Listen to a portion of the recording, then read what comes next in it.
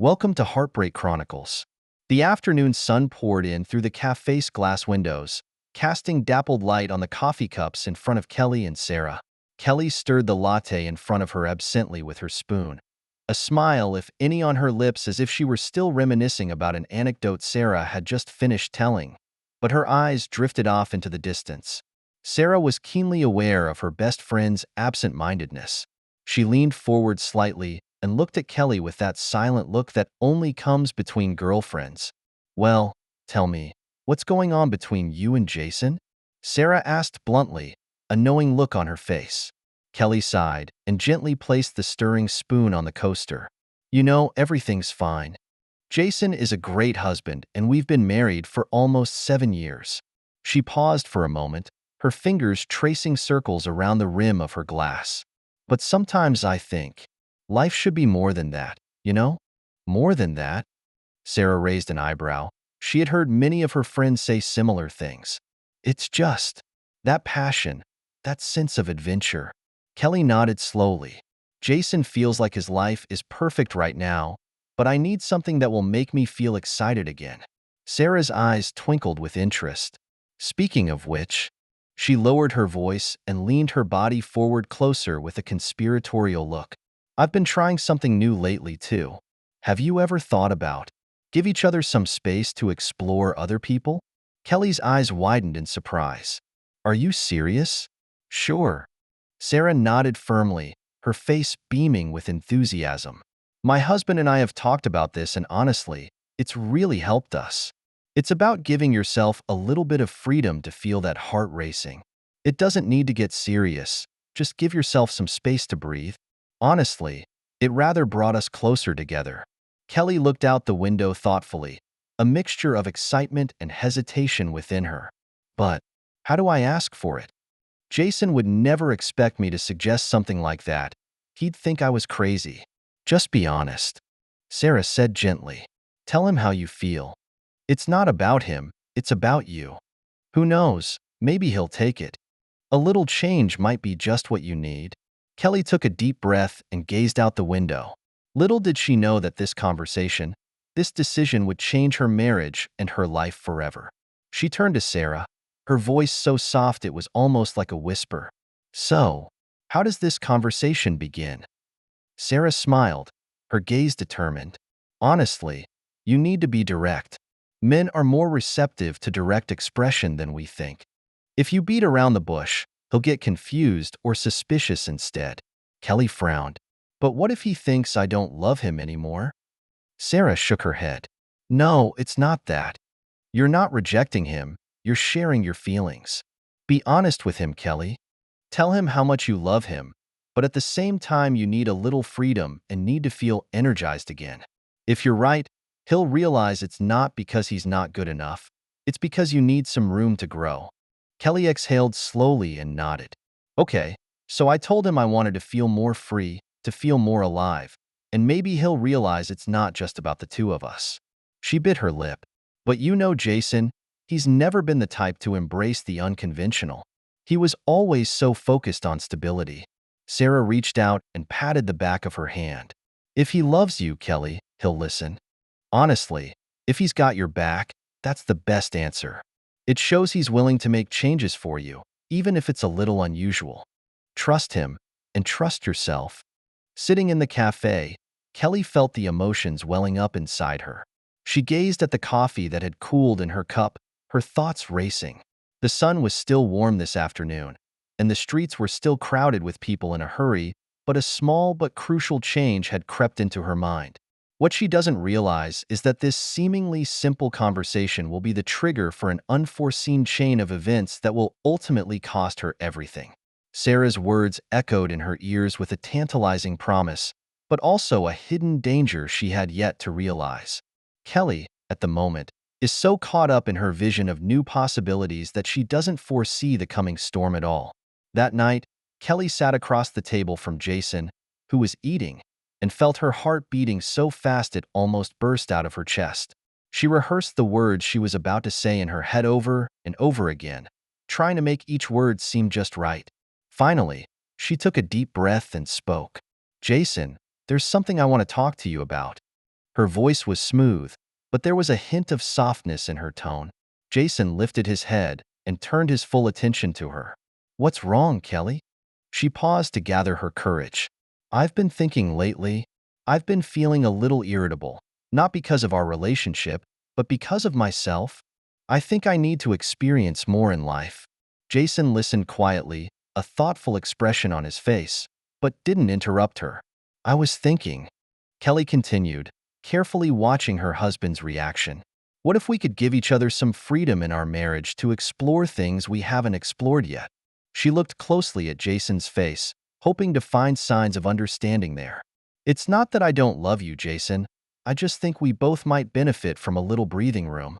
Jason was silent for a long time, his expression inscrutable. Then he nodded slowly, his gaze calm. "So you want an open relationship?" His voice was steady. Kelly nodded, her heart beating faster. "Just try it and see what it would feel like. I think it will be good for us." Jason pondered, his gaze never wavering. "I see," he said softly, his tone firm. "Well, if that's what you need, Kelly, I won't stand in your way." Kelly felt a wave of relief, but also a twinge of unease. His reaction was too calm, too restrained. She had expected him to object, even argue, but he had accepted her offer so calmly.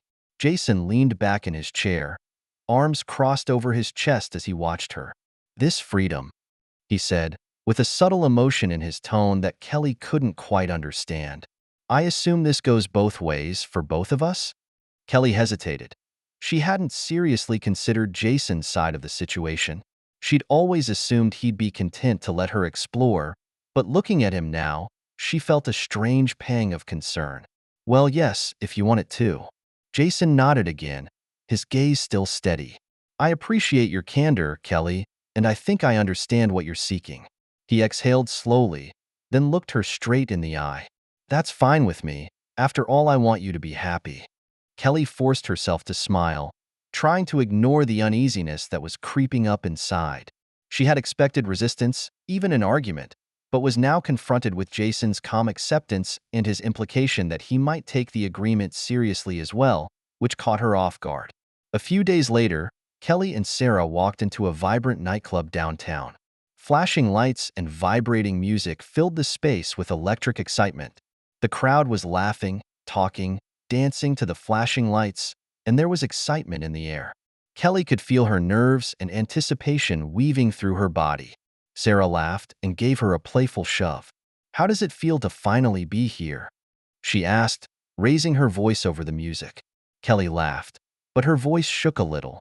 "Honestly, I'm still digesting it all. I told Jason and he agreed. No arguments, no anger. He was just so calm." Sarah raised an eyebrow. "Wow, it seems like he's pretty enlightened." "See, I told you he'd understand." Kelly nodded, trying to feel reassured. "Yes, he did accept. It just felt a little weird. I almost expected him to be against it, but he just accepted it so well and even said he wanted me to be happy." Just as she was speaking, a familiar face appeared before her.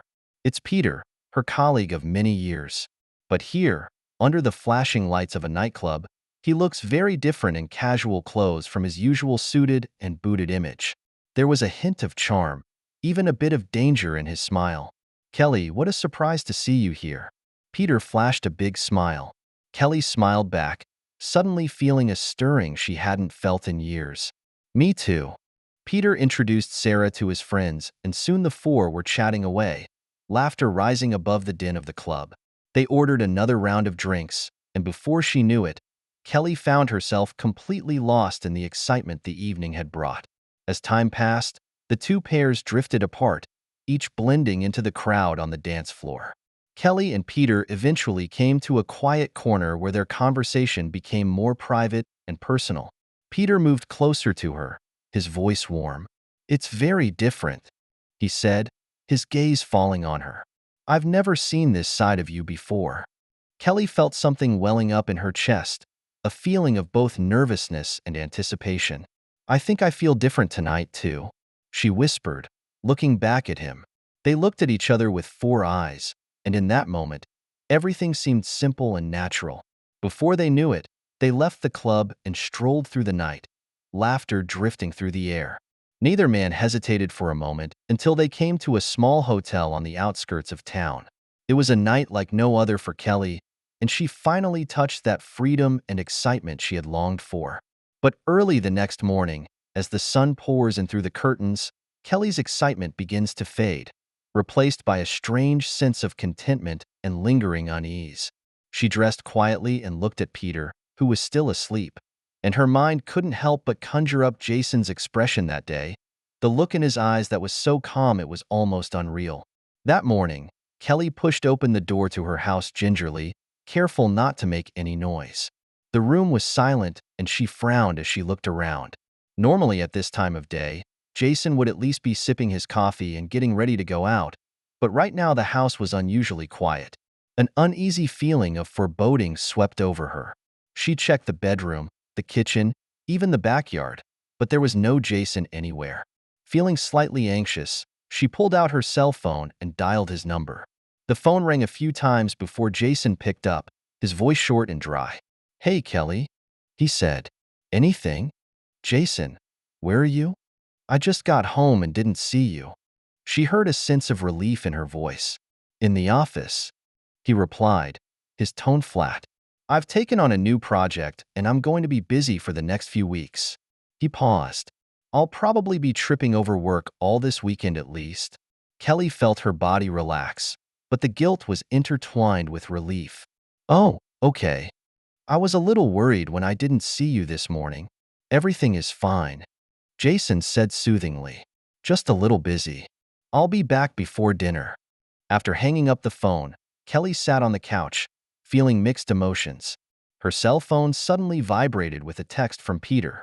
The texting between them hadn't stopped since that night. Peter is charming and his messages are always suggestive and flirtatious, causing Kelly to feel a long overdue stirring.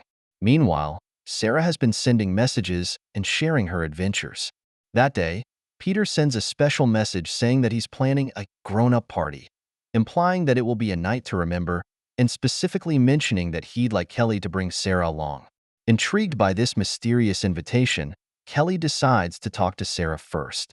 She dialed Sarah's number, feeling the same tension and anticipation surge through her body. Sarah picked up the phone on the first ring. "Hey Kelly, ready for tomorrow?" Kelly laughed softly, but there was a hint of hesitation in her laugh. "Actually, I wanted to ask you. Peter's been talking about this party. He says it's going to be special." "Oh, believe me, it's going to be absolutely unforgettable." There was a chuckle in Sarah's voice. "Peter's party will blow your mind." Kelly hesitated, then added, "And Jason, he's been acting weird lately, burying his head in his work all day, and I can't even tell if he's really too busy or I just can't tell what he's really thinking." Sarah laughed. "Oh, Kelly, trust me, Jason is probably just using work as an excuse not to tell you that he's enjoying himself too. Men are like that. They don't like to admit they have little plans too." Kelly felt a pang of jealousy well up in her heart, but she tried to push the feeling down. "Maybe you're right. I was hoping he'd give me some kind of reaction." "Listen," Sarah said confidently, "you need to relax, forget about Jason's work, and focus on enjoying yourself. Peter's party would be the perfect escape." Kelly's curiosity overcame doubts. "Okay, I'll try. But Sarah, when you say it's going to be fun, what specifically do you mean?" "Oh, let's put it this way. You might learn some new terms." There was a mysterious smile in Sarah's voice. "Like the midnight game or roulette ball." Kelly blinked, both confused and a little blushing. "Roulette ball? What's that?" Sarah laughed out loud. "Oh, you'll see in time. Let's just say it involves more people. Just get ready for a night to remember." As the call ended, Kelly's excitement overshadowed any remaining nervousness. She hung up, any doubts in her mind melting away under Sarah's infectious energy. It was exactly the kind of adventure she had been looking for, the kind of experience that would make her feel completely alive. When Saturday night arrives, Kelly tells Jason she's going out with Sarah, billing it as a regular girls' night out. Jason looked up from his work papers and gave her a distracted smile. "Have fun, Kelly. Don't worry about me. I'll be here all night working on the project." She felt a wave of relief and satisfaction. Okay, don't work too hard. Jason nodded. Have fun. He said it calmly, barely looking up at her. As Kelly left, a hot current of excitement surged through her chest. She's finally stepping into a whole new world, and Jason's calm acceptance seems to signal that everything is moving in the right direction. But deep inside her, a faint voice was reminding her that things were going too well, so well that it hardly seemed real. However, as she made her way to her car, the warning voice was quickly drowned out by the anticipation of the upcoming night. For Kelly, this night means endless possibilities, and she is completely oblivious to the fact that this will be the last night of her peaceful life. Behind Jason's seemingly calm expression lurked a storm she could not have predicted at all. By the time Kelly and Sarah arrived at Peter's house that night, her heart was already beating so fast it felt like it was going to pop out of her chest. The sound of music came faintly from inside the house, and she could see the warm lights of the backyard poolside twinkling in the night. She hadn't expected a party like this. Peter's house was impressive, and the view of the backyard gave her a vertigo rush. There were already a dozen people there, including several men and women Kelly had never seen before. When Peter saw her, a big smile immediately broke out on his face. "Kelly, you made it," Peter said, a sly glint in his eye. He gave Sarah a friendly hug and then led them through the house toward the backyard pool. "Right," he chuckled. "The pool is open to everyone tonight. Did you bring your bathing suit?" Kelly's eyes widened. "No, I had no idea there would be a pool at all." Peter smiled and shrugged with a mischievous gleam in his eye. "Well, underwear can be a bathing suit, or—" he blinked. "You can also wear nothing. No one here will judge you." Kelly felt her cheeks burning, but Sarah's enthusiasm seemed contagious. Sarah immediately took off her shoes and smiled, giving Kelly an encouraging look. "Come on, it'll be fun." When she finished, she took off her sundress and jumped into the pool in just her underwear, laughing and making a joyful splash. Peter poured Kelly a glass of wine, and she allowed herself to slowly relax. The vibe around the place did seem like a college party. People were laughing, joking, and seemingly without a care in the world.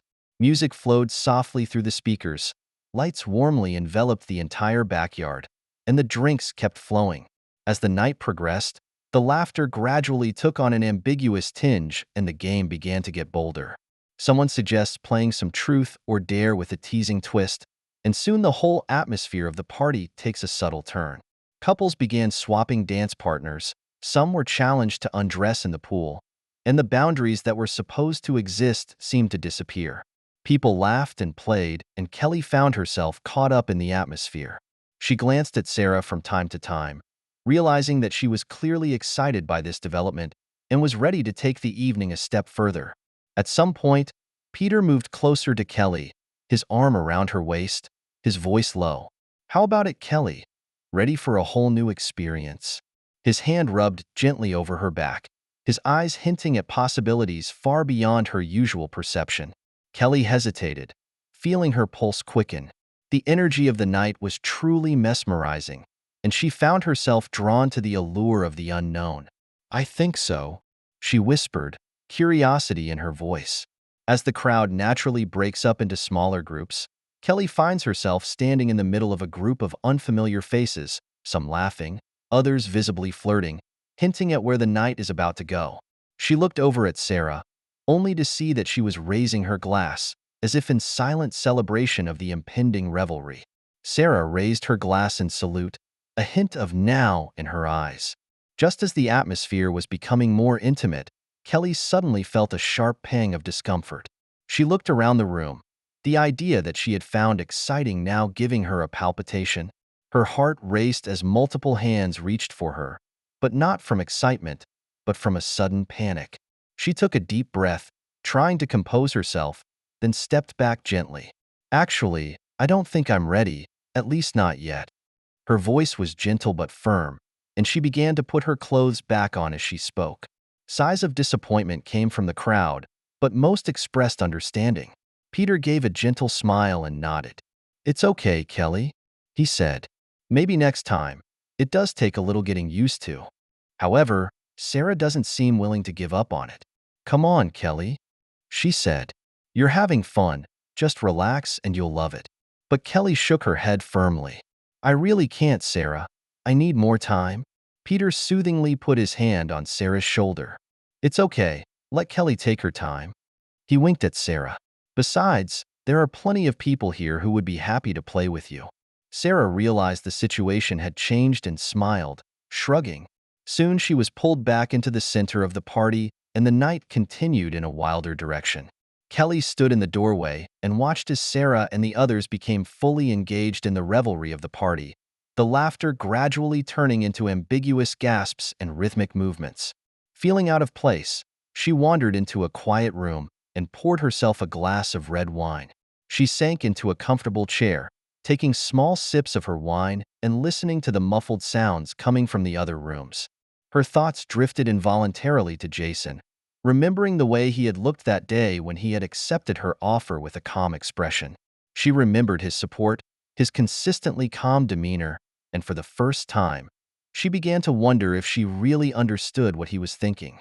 Despite the fact that a part of her heart was urging her to leave, she stayed, sipping her wine slowly, her mind racing with thoughts. What she didn't anticipate was the party that not only revealed her deepest boundaries, but was about to be the trigger for the complete collapse of her life. After a few hours, the party petered out and the crowd filed out of the dimly lit room and gathered in the main room for snacks and one last round of drinks. Laughter filled the air once again. Sarah spotted Kelly, sitting alone, and stumbled over, her face still flushed.